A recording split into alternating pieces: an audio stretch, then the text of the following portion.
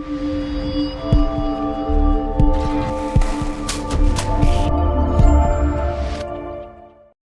battle with perfection, I realized it became the new addiction. It became the new addiction of what I was chasing. And it wasn't sustainable, just like the substances. This is the new pattern that took shape. It can also look like workaholism. I got to see that one starting in 2010, but really in 2019, I realized that I had this illusion of perfection as well. And that it was an Achilles heel, this new addictive pattern, and just kept me in this perpetual state of just dis-ease, unrest, because I was always viewing myself from a third party like a prism.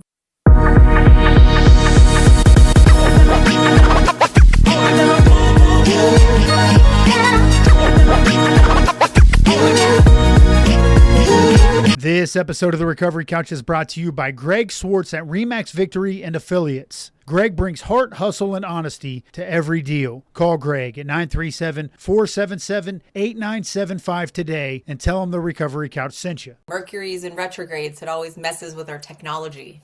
Mercury's in retrogrades, huh? Yep. Messes with the frequency. It's all energy. What, the like electronic waves? Is that what you're talking about? Yep. It's just, we're moving through space. We're just moving through space continuously in certain planetary alignments and certain ways that the energy is reflected from the sun and just little packets of energy called neutrinos. It's really what's passing through our atmosphere. And when there's a lot of noise, the signal gets disrupted. I mean, it's just a real communication issue, just with our energy and with the energy of technology that we work with too. So all the way down to like the human level, when noise being like chaos can disrupt energy. 100%. So not just the electronic waves going from Bluetooth tower to Bluetooth tower or cell tower to cell tower. The chaos sometimes that when I get out of box, that type of energy is negative too. Yeah. Because I've been out of box, Jen, for the last 2 days. Like I've had to isolate because I'm afraid of how I'm about to react. And I hate that. Oh, I hear you. Welcome to being human. And we got into a conversation a bit the other week, and it's just, I imagine your sensitive energy. Yeah. People's energy. Would you consider yourself an empath? Absolutely. Yeah. Yeah. And so there's a lot of noise in the field. There's a lot of it's noise, it's residue, it's moving fast, and it really throws us off our ground, out of the box. And those of us that have a sensitive nervous system, that are aware that we're empaths and really can inadvertently absorb other people's energy. There are times in the day, there are times in the week, times in the month, the year, etc., and times in life, just historically, where there are just big disruptions. And someone has a sensitive antenna picks that disturbance up in the field. Yeah. That's kind of a caveat to the conversation that we did have when we passed at the Joseph House. Based off of like the research that I had been doing lately on like the trauma being stored in the amygdala and sending fight or flight or freeze. What would be the word I would look for? Sending signals of throughout my central nervous system, right? And gosh, to be completely honest with you, on a personal level, I go to war mentally over, gosh, I feel like I've prepared enough for me to get this disrupted, or I feel like I've prepared enough physically for me to not get disrupted, right? Yeah. And then all of a sudden I'm at war. That's kind of where I'm at today. Yeah. Over, why do I feel? Because I'm going to be honest with you, Jen. There is a dark, violent side of me that I don't like, right? Nobody likes that. And Sure. I get that. And so when I start feeling that energy from a spiritual perspective, I'm like, Right. Yeah. am I not in tune with God as much as I thought I was in tune? And then I'm at war. psycho like mental. It's mental warfare is what it is. What would you advise me on that? Oh, speaking the language, just dive right in, right? I mean, Brandon, it's what I heard you say is an experience of energy, physically, mentally, emotionally, intellectually, and spiritually, right? You've been experiencing energy in all these different ways lately. And right now, there's something about the energy that's not so congruent, so aligned, right? And that's what we talk about when we practice our ABCs of presence. Like awareness is the first thing, right? We can't do anything with it. We can't do shit if we can't track it. And that's when I was working with the military. That's a lot of what I did was tagging, tracking, and locating. And I realized that I'm still doing the same thing, still doing the same thing. But first, we're locating the energy. We're kind of tagging it, naming it, if you will, and then tracking it. What does it want to do? How does it want to move? What does it want to say? You know, because that energy, can you feel it too? It's just like this little buzz. Right this second, Yeah. like almost like an anxious. Zzz. Yeah. Yeah. It's just energy. How come I go and okay? Let me ask you this. I'll go in bouts of peace, almost like I've even. I want to hear this, but would it be all right if I slow us down and go back to that feeling? Yeah. My fault. Oh, no worries, because it's just like it's real time, you know? It's just real Yeah. time because I feel it too. I also have a sensitive antenna. So the invitation is to, we don't want to over intellectualize it because, like you said before, like literally the issues are in the tissues. And I've been there before of over intellectualizing, overthinking, and disconnecting from the signal that's like coursing through my body. Because I didn't know what to do with it, but I do now. Disconnecting from Body. the what that's coursing through your body. Just the energy that the feeling, right? The For me, it's if I didn't know what it was, it would feel uncomfortable. We might label it anxious, frenetic energy, right? Mm, But just coming in real neutral with it, it's a little frenetic. It's a buzz, right? And yeah. so I wonder, could we practice together some of the things that we do? Yeah. Absolutely. Yeah. All right, cool. So awareness first, right? I'm gonna flash this card up. It's awareness first.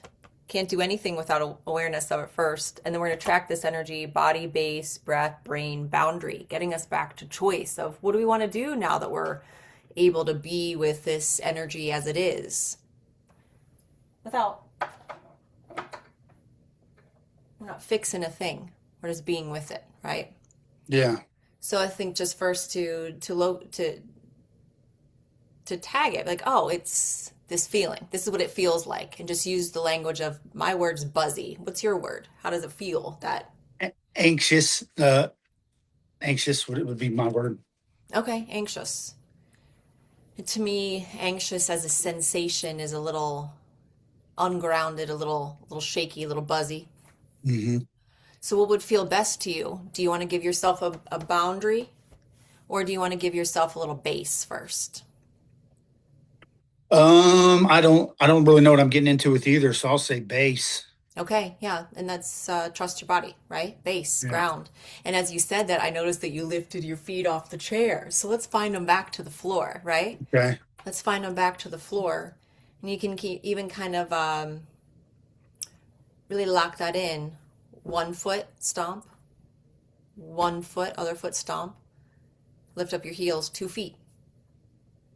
Yeah. Let's go through a couple of reps together.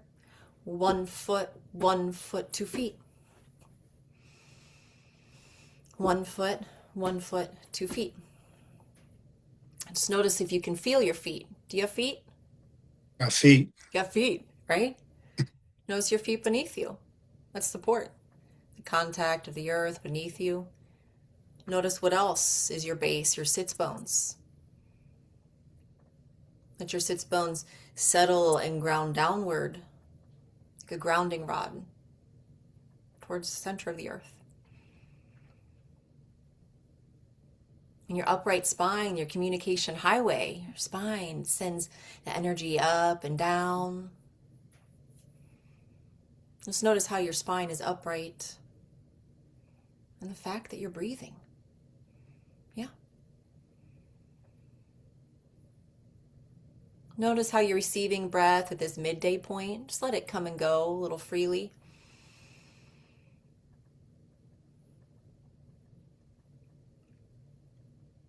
Next, notice what's happening with your mind. Is it coming in to where your feet are, or is it going out to different things?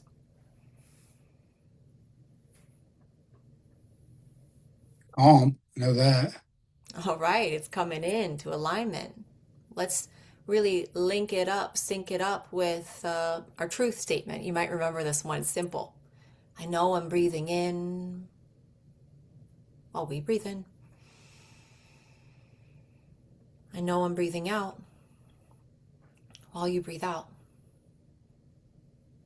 Let's roll through a couple reps, your own rhythm, your own pace.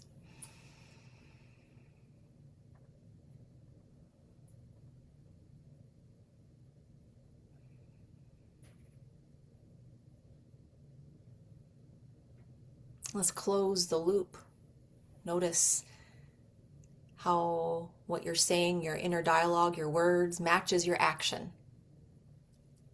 I'm doing what I'm saying.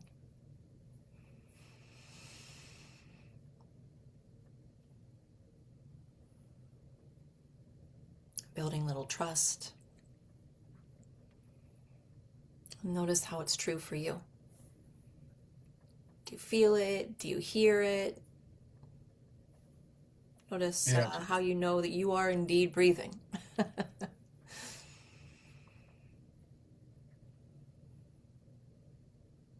So this is a combination technique Yeah, of deep breathing with mindfulness. correct. And orienting, specifically orienting,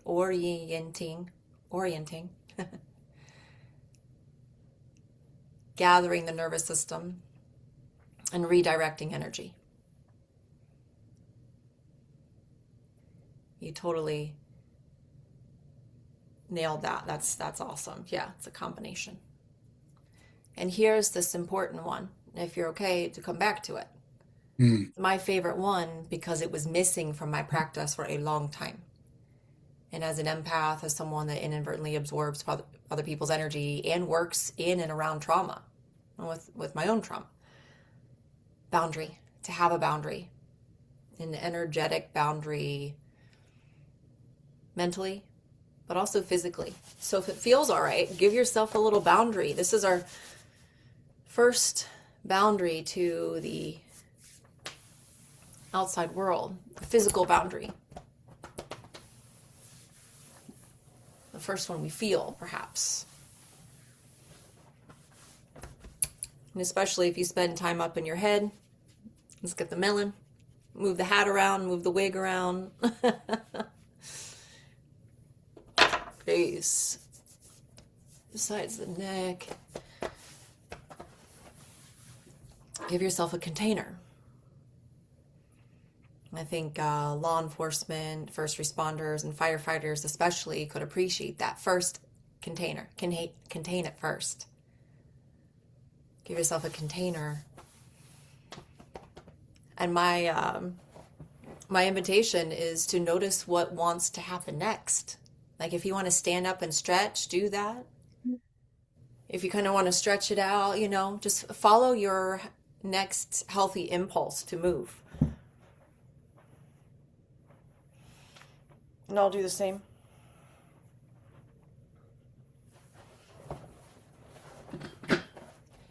Reestablish your ground. Yeah. Yeah. Feet. I find when I do that, Jen, I always end up coming back to like a core, a strong core type position with the straight spine. Strong core, upright. What else is online? Well, I think mentally, my base, Yep. my boundary, I think, and I'm not what you called over intellectualizing. Well, no, I I want hear to you. learn this terminology, especially when we go on a podcast. I'll be able to, Yeah. So I thought we were um, doing the podcast right now. I mean, this is good stuff. You're yeah, like, it's real time living. yeah, absolutely. Uh, and I Let's don't want to notice take what shifted for you. You know, you have a sense of your posture, you're mentally here, gathered. It sounds like just kind of map to this signature. How it might be a little different than when we first began. there was some fear of the unknown. That's not here anymore. Um, you I think where I would want to over intellectualize this is I feel like I'm in control and I like that. Yeah. But then later on, I'm going to think from a spiritual perspective, like I'm not in control. And am I doing this? Because I practice a lot of these techniques, Jen. Am I doing this to try to, take control? And if I Mm. am, is that okay? Oh, beautiful questions. I think a lot of people want to know this, especially this is the journey. This is the journey of spiritual realignment, the the journey of addiction recovery, really becoming our whole self, and it's twofold. You said it, in my opinion, in my personal experience, and the education that supports and kind of gave words to some of that experience is the first we need to claim our powerlessness, right? We need to let go and trust, and at the same time have it's the paradox. Anytime we encounter God, there's a paradox. It's like, yes, we let go and trust, and at the same time we do what we do in our sphere of influence, what we control, the controllables, not to grip it and rip it, but just to be at ease, at presence, full presence, embodied spirit here. Have a container where spirit can land, soul can land, you know? And that to me, it's the paradox of the universe is both and. It's almost empowering when you get to that. Mm, it is. I agree. Say more. Well, because like I said, my busy brain wants to over intellectualize. Okay, when I get to that point where I feel completely like I've let self be taken over by spirit, I start to think, okay, am, am I doing this for my own control? Mm, And the more that I understand about my spiritual life, I relinquish, control of what my flesh wants, and I'm spirit led. And if I let the spirit in moments like this, like right now, where I don't feel like I am overthinking, then the spirit is empowering me to move freely, to move without uh, any sort of need to control. And in and of that, you're empowered. That's kind of the yeah. that's the premium summit of where you want to be. Yeah.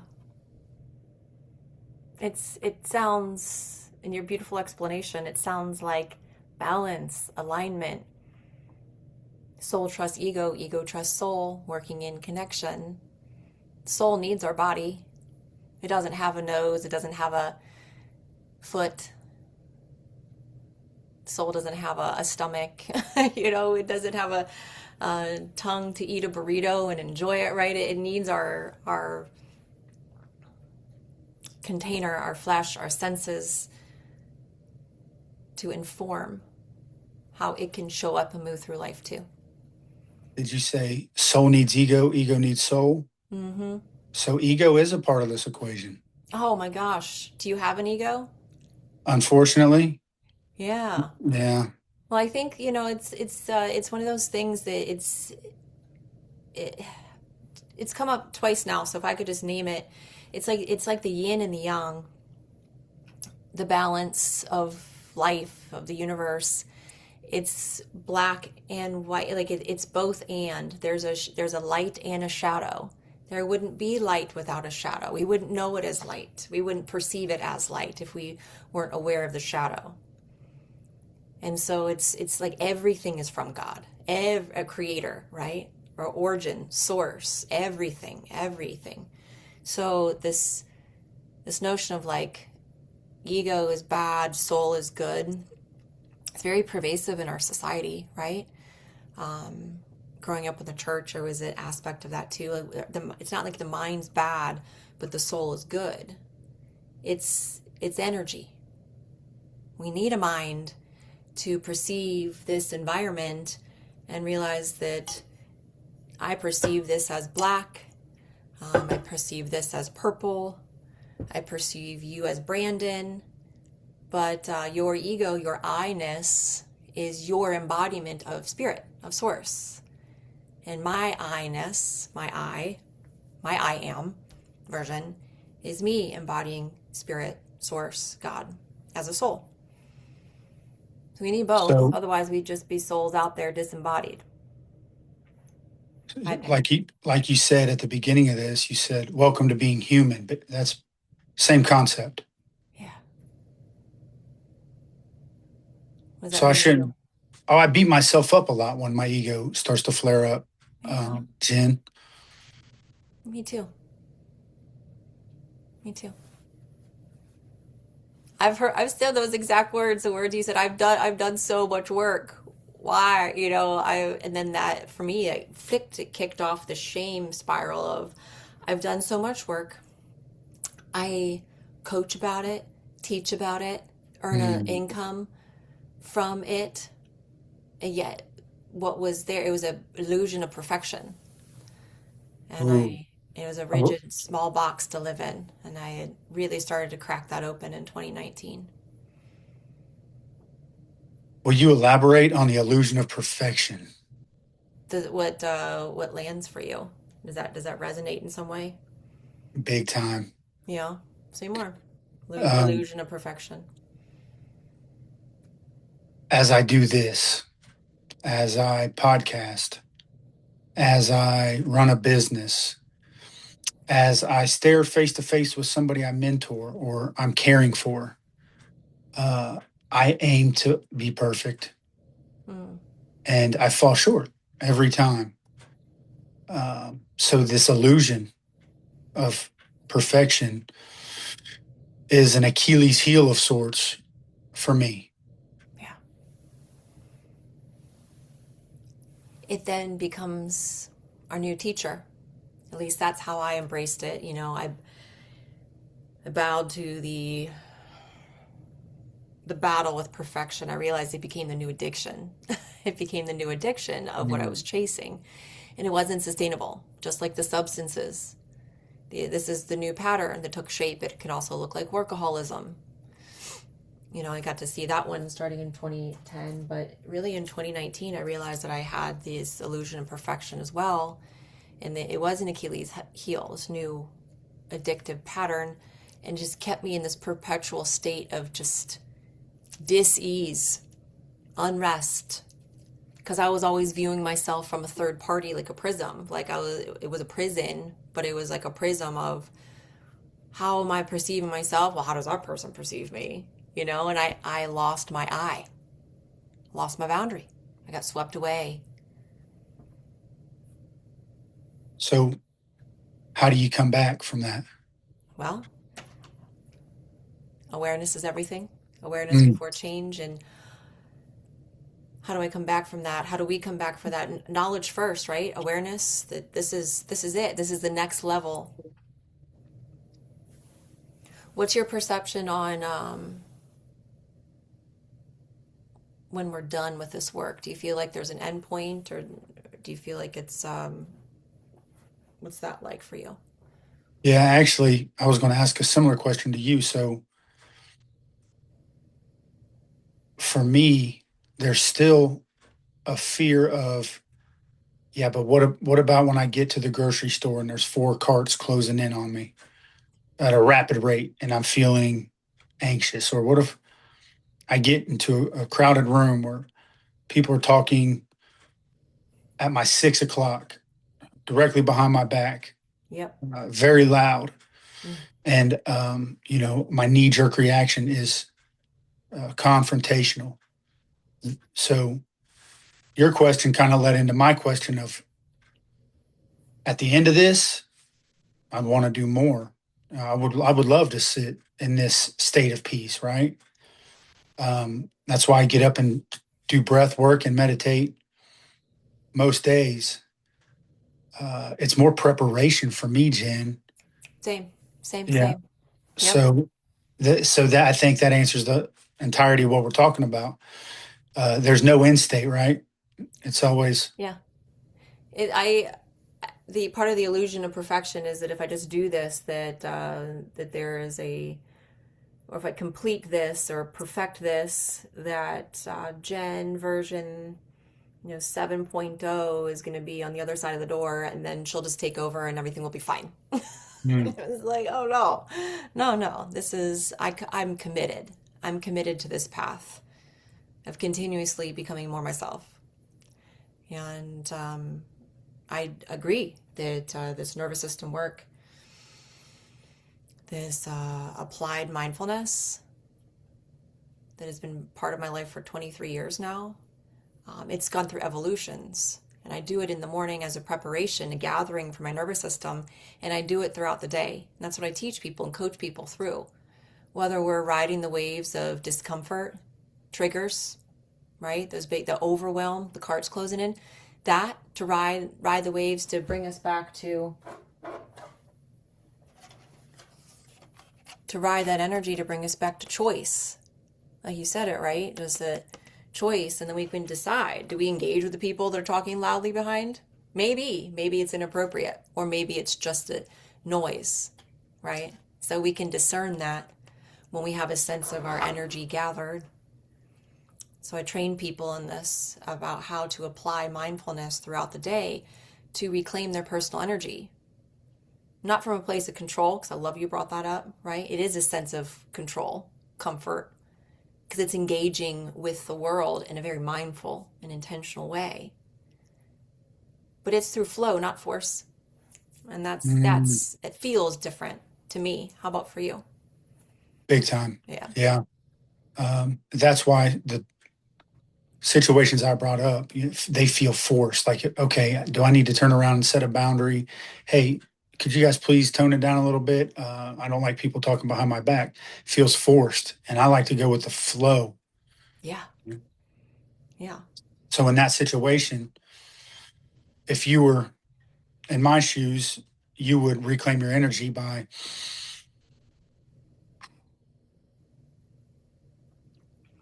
something. Specifically, let's practice it now, Yeah, because I have audio hearing. I don't know what that's called. Omna audio.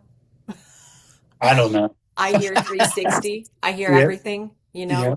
and it's overwhelming to my nervous system. My daughter experiences that too.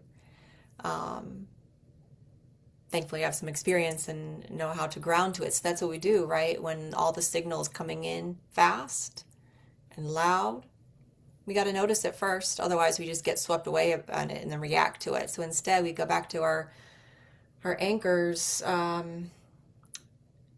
That's why we have many of them, because sometimes we're going to realize it first that we don't have our feet, or maybe sometimes we're going to realize first that our breath is just super shallow, and that's what cues us in. Or maybe it is our body experiencing loud sounds, chatter behind us. So you're going to get cued in first. And then we check our other anchors. Feet, got your feet, your base, your sits bones. Are you breathing? Maybe we're just barely doing it. What would it feel like to just track that amplitude of breath without changing it? So the application of exactly what we're doing now in those moments. And that is why I have a program called real-time resilience. Let's go. Let's go. That was a perfect segue. This episode of the Recovery Couch is brought to you by JB Davis at South Dayton Toyota. For integrity, service, and unbeatable deals, call JB and his team at 513-267-5225 and tell them the Recovery Couch sent you. That's it. It's throughout the day, right?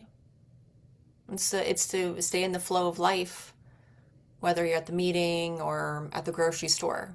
And then conversely, the other side, it's the same application of our ABCs, but it's to be present for joy. I know you know something about that, like how important it is to map to our resilience and map to our joy and map to our glimmers. Stay connected to hope. Big time. Yeah. So this is an all-day application. How long have you had one session sustain you for? That is a great question. In that question, I hear, how long will it work for me? Right? Yeah. So, yeah. Yeah. And the answer, just being straight up, it depends. How long will the session work is twofold. It's one, how long can I stay connected to this peace or this energy that I have, this groundedness? And on the other hand, it's these tools that I now have in my tool belt. I'm able to repeat them. They're portable. So the answer is twofold. We're with the energy that is right now. And we also have tools to build out the future. That makes sense?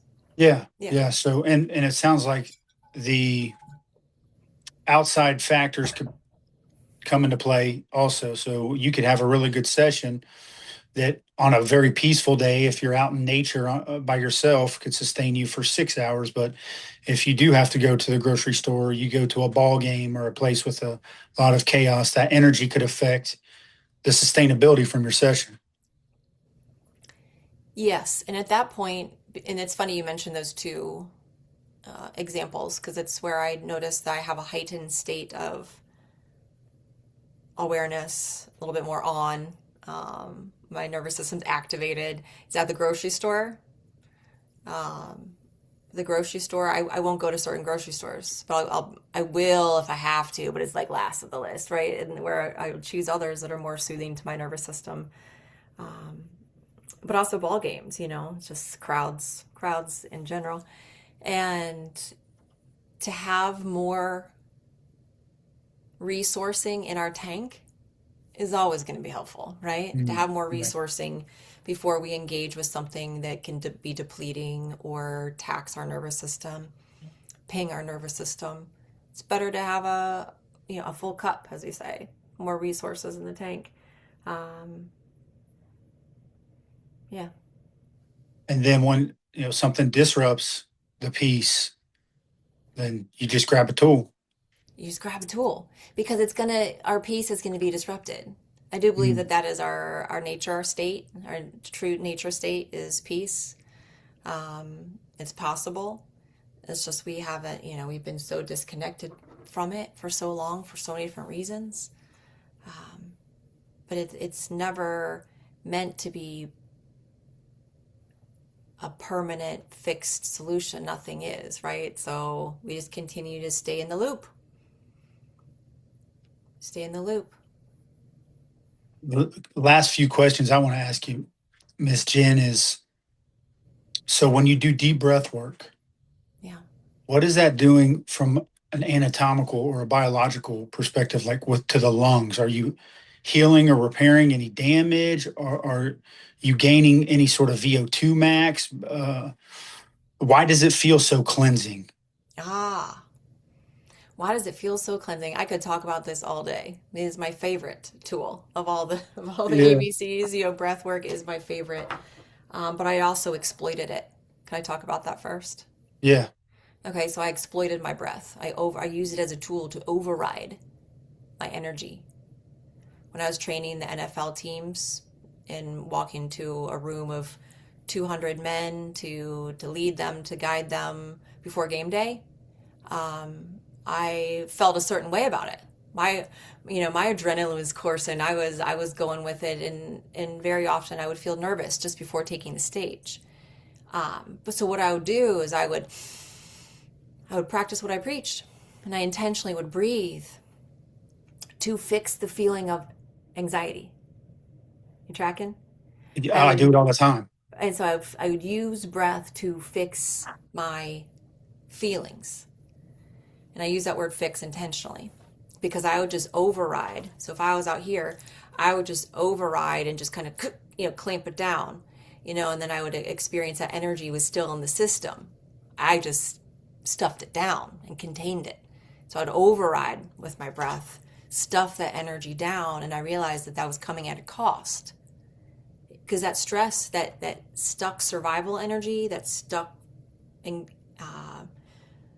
too much energy in the system, it was still within my system. I hadn't safely discharged it. I just stuffed it down. So With then I was breath like a work. powder keg. Yeah, yeah, yeah, yeah. So I realized, so I just call that overriding. We just take a breath to fix our feelings. So I'm going to dial it back, right? I'm going to dial it back a little bit and say first is to notice the feeling and not ascribe meaning to it. Because that hits a different part of our brain. First, when we are experiencing a sense of like holding our breath or shallow breathing, we just we just notice it first. We tag it.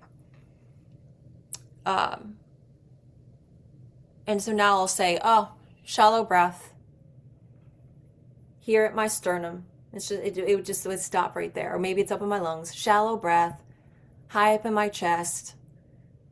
And then I'll do something kind of like feels like a gorilla, right? Just something to, exactly. Just to lighten the seriousness of it. Yeah. Yeah, just to dial it down a little bit. Um, and then, of course, just that awareness that what's happening as a sensation activates a different part of our brain, that it doesn't stay stuck as a story. We don't make a story out of it. It's just heaviness. It's just heaviness, and it feels pressure high up in my sternum. And then I breathe a little bit to it, just to the boundary of it. I just breathe just to the boundary of it. I don't blast through it. I had done that for many years. I just blast through it, fix it. But instead, just breathe right up to that boundary of the tension. So if it's a shallow breath, let it be shallow. Let it be shallow for a couple. Cycles. Yep, yep. What if you Just take it to the stage? What if you get to the stage yeah. Well, and you just meet it where you're at, right? And then something with the nervous system goes, oh, okay, I can be with this. so you speak to the cadence of your breath? Yeah. Huh. You literally, I love your words, Brandon, because you literally are having this dialogue, this inner dialogue through feelings, like through the sensation of breathing. I can hang with this. And then gently, what happens is just meeting that edge, breathing up to the edge, backing away, dancing with it, being with it.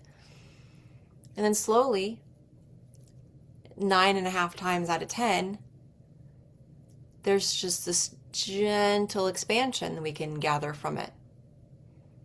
It's not always the case, but most often it is, where we can just, it slowly starts to let go of its control, its rigidity. You know what I mean? Yeah. Yeah. And then notice what happens. For me, there's just replaying the scenario in my head. There's a little bit more breathing room. And I can come back to this truth in my mind and my body and my spirit working together. I am breathing in.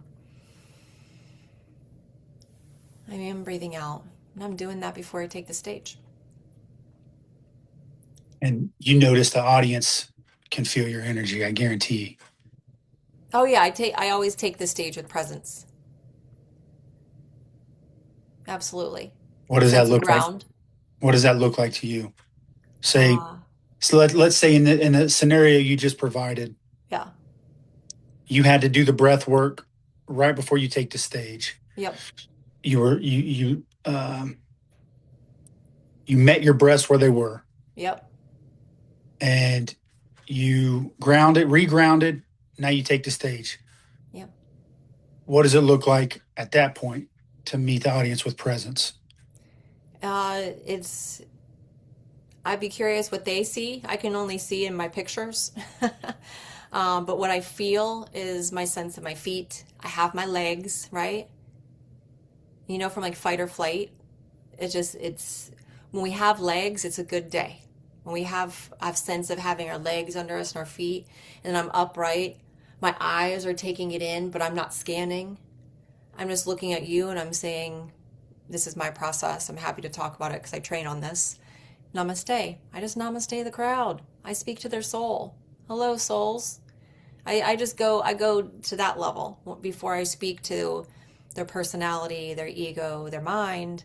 I engage them at the soul level.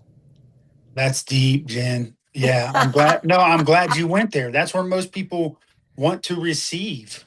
Yeah. To be honest, there's some shallow. I mean, I've wanted to receive at times something shallow from my ego. Some, like a 2 hour action flick or something like that. Yeah. But when I'm in an audience and I'm trying to receive something from a stage, I want it to hit me deep Hmm. in the soul. Yeah. So that was a great illustration, and that was what ultimately I was getting at. How do you? And it sounds like you. I'm thinking, how do you? Feel your audience's energy? Do you adapt to it? And you're saying no, no. I'm going straight for the soul, and there's nothing Mhm. stopping me. It's twofold. No, I want to note this so I can come back to it. Is the spirit rides the breath, vitality rides the breath. So that's how we embody spirit, vitality. Some people call it Holy Spirit, right? It's Hmm. just that the breath, the oxygen itself is from creation, yes, and it's the vitality, the prana, the chi, the energy that rides that breath pathway in, that is our vitality, and what's doing things to our VO2, it's doing things to our CO2, it's doing things to our NO2. It's working chemically, energetically, all of it, right? It's whole body. Breathing is a whole body thing, and I'd love to specifically speak to that and to bounce back. So that's how we experience the spirit, embody the spirit, and I go straight for the soul as permission to really, I'm going to use the word consent, but I literally just speak to the word and say hello to their souls in the audience, and just kind of let them know like what frequency I'm bringing here, because I'm going to work very grounded, and I'm going to work with I'm going to hold the room with ground and a higher presence, because I'm not doing it alone. It's pouring through me, but I'm grounded in myself, giving spirit a place to land, and also saying hello to them. I meet them where they're at. Absolutely, right? I'm not going to join them in the doldrums if that's where they are, but I will. But I won't come in like, hey, right? If someone's energy is just low, or if someone's energy is just really really high, and like I can match, but I'm not going to hang out there forever. I'm going to bring, Mm. I'm going to do the works myself to model that sense of physical presence and put out that resonance, and we call that co-regulation. We call that in nervous system healing, we call that co-regulation, to co-regulate and to be with someone where they're at in their resonance. So let me ask you this: if you met somebody at this frantic level, and you bring yourself back down, and then all of a sudden your breath isn't on the same cadence as your words, are you shy to take a deep breath and reground? What's the alternative? There's no alternative. Well, An I'd be audience. silly about it. I'd be silly about it, but you have choice. That's part of our experience on this earth, is we have for most of us choice, right? And it's like you can keep holding your breath, you can keep exhausting your wind supply, or just take the breath. And what I've noticed when I take the breath, give that pause, or I take a sip of water. Which is also, and you're inhaling through your nostrils. Yeah.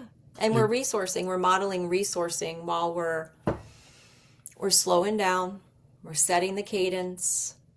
And sometimes I'll be silly and call it out like, wow, that was a lot. I'm going to take a breath. I invite you to join me. like that. Yeah. Yeah. When I took speech, public speaking classes through Toastmasters, one of the first things that they taught was before you even speak. And what I learned in that, Miss Jen, is that it almost captivates the audience even more. Mm. Yeah, what Um, happens? What do you think? Like, what's Silence is golden, and long pauses, letting things settle. yeah, I think it's gold. it is gold. And you'll soon know who in the room can't hang in that space and wants to feel it real fast.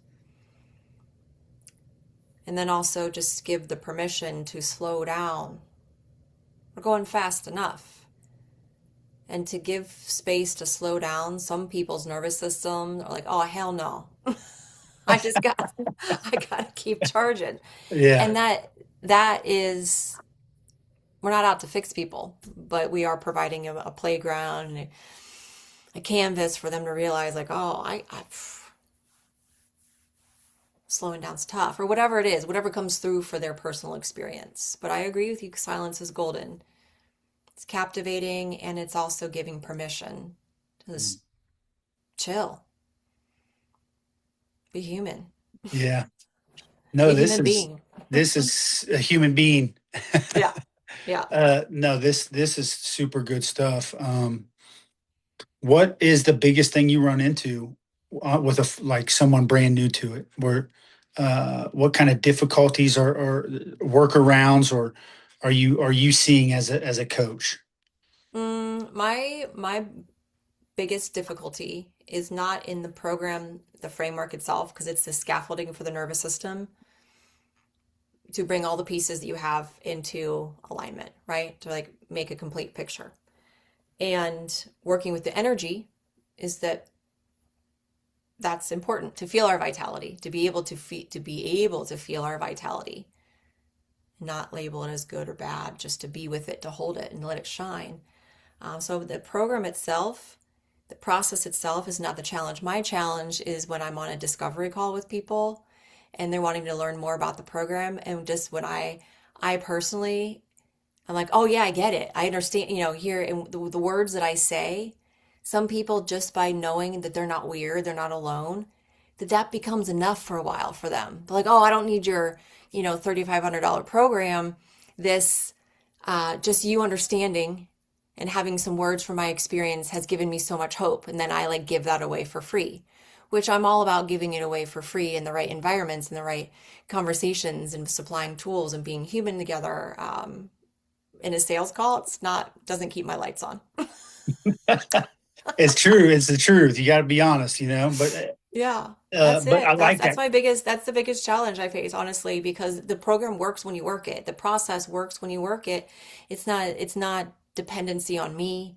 It's really referring the person back to themselves, that agency and choice and autonomy.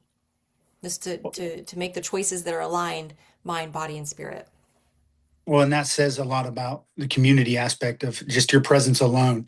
Not to mention a peaceful presence. That's probably even more important in that situation is the fact that you are offering not just a presence, but a peaceful presence. So, yeah, I would say that goes a lot further than somebody showing up with, frenetic energy. Mm, mm, To mm-hmm. be present with them. That might be kind of what they're making that initial call Yeah, about is, yeah, hey, if they could say it the way you would probably say it is, I feel frenetic energy yeah. constantly. I'm buzzing. Right. Buzzing. Yes. Yeah. Yeah. And so I love what you do. And that's why I've been researching it and practicing it a lot Nice. myself. Tell everybody about the SMART program and where they can find all of your information.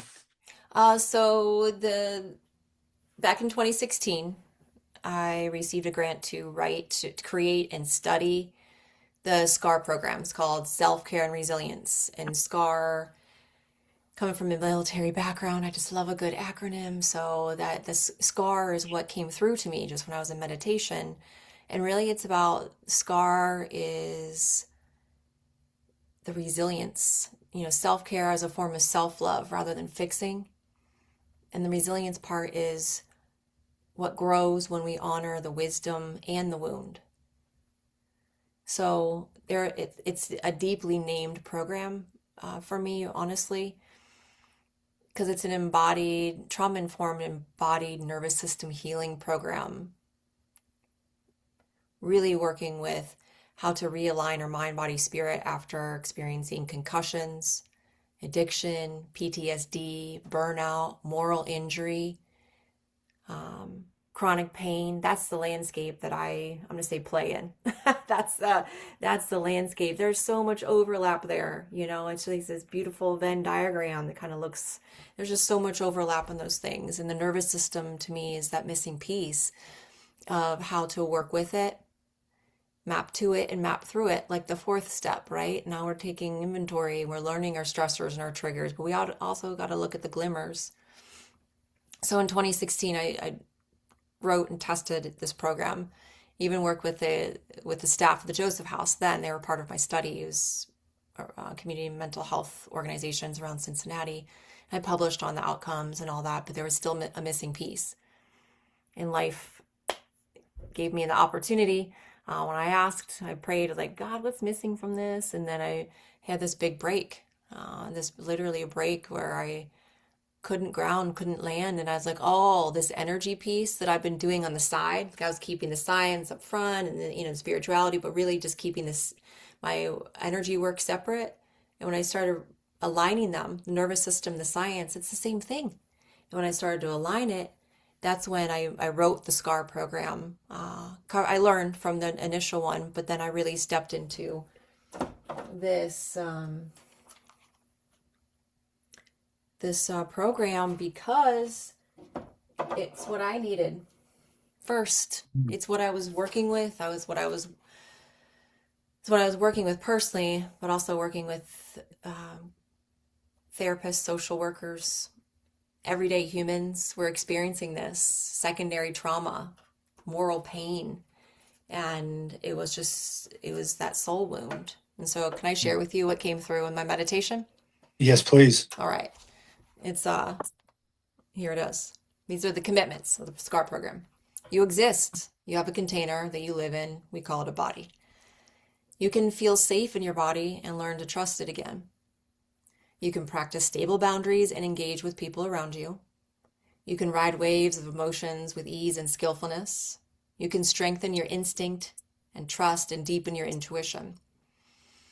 You can harness your vital life force energy and expand your energy capacity. You can think clearly, compassionately, and access your 3 intelligence centers. You can speak your needs, your mind, and your preferences. You can train your inner dialogue and your inner critic to be kind and helpful. And you can restore, become more yourself, and realize that you have limitless potential. I love that. That's it. Those are the commitments. You mean to tell me? Yeah. You mean to tell me my inner critic can be kind? Yeah. He's on your team. What? He's been playing for the other team for a long time, it feels like. I know. It's the battle is real. It can feel like a battle. I do think through practicing a lot of the tools that you've talked about throughout this discussion, Jen, that my inner critic is a lot kinder today. Yeah. Uh, Do you but have a recent example of that? Well, unfortunately, my recent example has been like the last 24 hours. Right. Yeah. Like that's my most recent, and Yeah. to the point where, um, like I have been out of box. So to go back a little bit further, I would say, I don't know, this last 6 months prior to these last 24 hours, um, I found myself in this, what did you call it? The illusion of perfection, Yeah. right? When I would fall short, my inner critic used to be like, you're not good enough, or you're never going to be a great podcaster, or you're never going to run a successful business, or that was the type of dialogue that he used to say. Yeah. But today it's more like, you're a human being, and Yeah. you've Yes. look how far you've come, or things like that. So a lot, Kind. yeah, a lot more kind. Yeah. That's Yeah, thank you for sharing that with me because you said unfortunately it's within the last 24 hours. To me it's like that's in the last 15 minutes. yeah, That there it's just that these, that realness is an opportunity for us to recognize, evaluate, act, and learn. It's just being with what is and recognizing like, oh, celebrating successes. Yeah. I would love to I would love to keep talking. At some point I realize we've been chatting for an hour already and Lord we have have mercy. so much more to explore, I know. Um, Yeah. yeah.